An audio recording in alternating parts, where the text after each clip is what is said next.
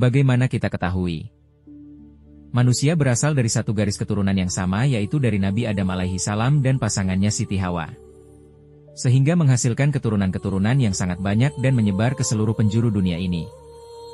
Terbagi dalam banyak suku dan ras manusia. Lalu bagaimana dengan bangsa jin yang hidup berdampingan dengan kita? Apakah mereka juga berasal dari satu keturunan yang sama seperti manusia? Sebelum kita lanjut,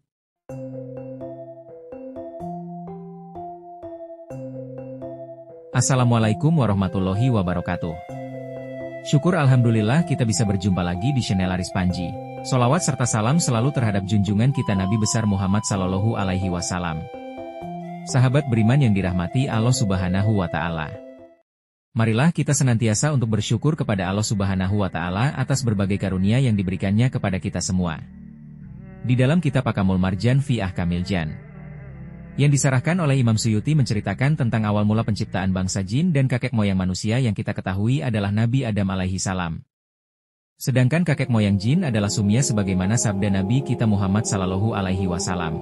Jin diciptakan dari kobaran api yang menyala-nyala, sedangkan malaikat diciptakan dari cahaya, dan manusia diciptakan dari tanah. Di dalam kitab ini dikisahkan bahwa 2000 tahun sebelum Nabi Adam diciptakan, Allah Subhanahu wa Ta'ala terlebih dahulu menciptakan jin. Makanya Allah Subhanahu wa Ta'ala berfirman di dalam Al-Quran, "Tidaklah aku ciptakan jin dan manusia kecuali untuk menyembahku." Nah, di sana sebutan nama jin terlebih dahulu kemudian baru manusia.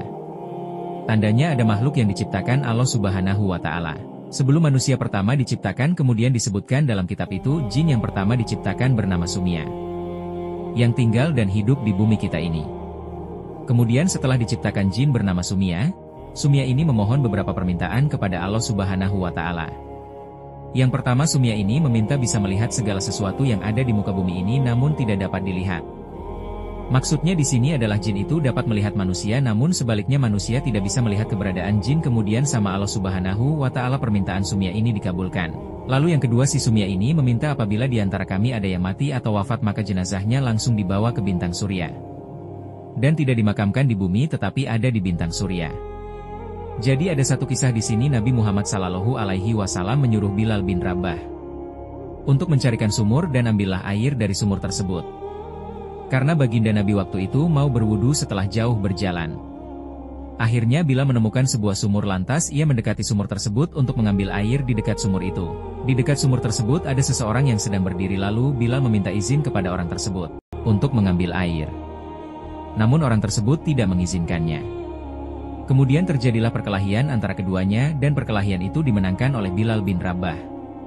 Sehingga lawannya tadi terbunuh hanya untuk mengambil air untuk Nabi Muhammad sallallahu alaihi wasallam. Lalu air tadi dibawa ke tempat Nabi dan Bilal bercerita, "Ya Rasulullah, tadi ada yang menghalangi saya di sumur tempat saya mengambil air ini." Lalu kata Rasulullah, "Siapa yang menghalangimu?"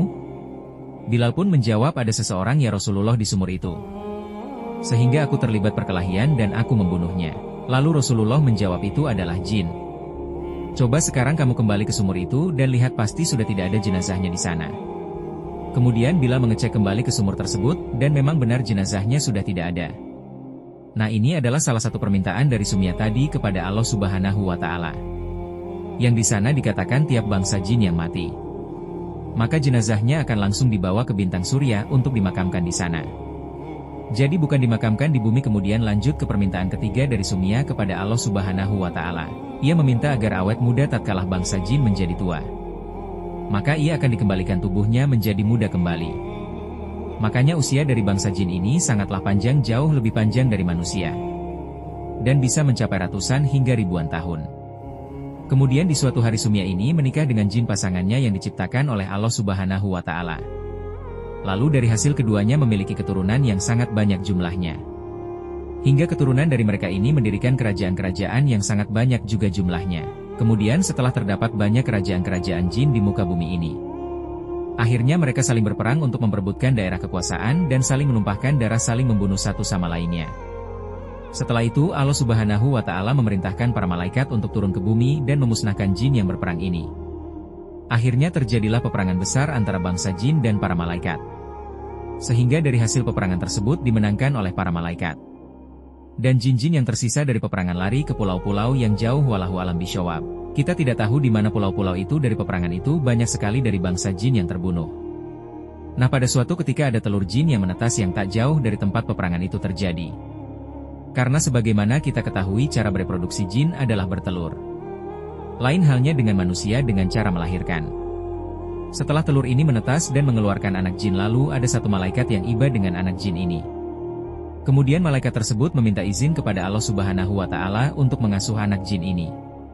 Dan Allah Subhanahu wa Ta'ala pun memperbolehkannya. Lalu anak jin ini dibawa oleh malaikat ke dunianya. Lalu malaikat itu membawa anak jin tersebut dan diasuhnya dan kemudian dididik dengan malaikat-malaikat yang hebat di sana. Salah satunya adalah malaikat Jibril. Malaikat Jibril pun mendidik anak jin ini. Hingga pada suatu hari si anak jin ini tumbuh menjadi jin yang berilmu dan sangat soleh. Dan menjadi pemimpin ahli ibadah. Kala itu di kalangan malaikat. Nah, pada suatu hari Allah Subhanahu wa Ta'ala menciptakan Nabi Adam alaihi salam dari tanah. Lalu Allah Subhanahu wa Ta'ala memerintahkan kepada seluruh malaikat dan jin tadi untuk sujud kepada Nabi Adam alaihi salam. Akhirnya seluruh malaikat pun sujud kepada Nabi Adam alaihi salam, namun si jin tadi tidak mau sujud kepada Nabi Adam alaihi salam. Kemudian Allah Subhanahu wa Ta'ala bertanya, "Apa yang menghalangi kamu untuk tidak sujud di saat aku perintahkan kepadamu?" Kemudian jin ini menjawab, "Saya lebih baik daripada Adam. Engkau ciptakan aku dari api dan dia dari tanah." Sehingga pada saat itu juga Allah Subhanahu wa Ta'ala mencabut semua gelar-gelar kesolehan yang dimiliki oleh jin ini.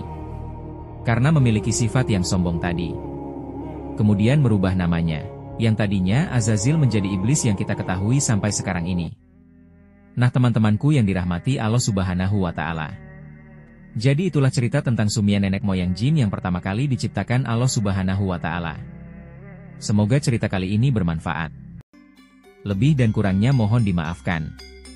Yang benar datangnya dari Allah Subhanahu wa Ta'ala. Hilaf atau keliru itu datangnya dari saya pribadi sebagai manusia biasa. Sampai ketemu di kisah-kisah seru yang penuh makna selanjutnya. Saya akhiri, wassalamualaikum warahmatullahi wabarakatuh.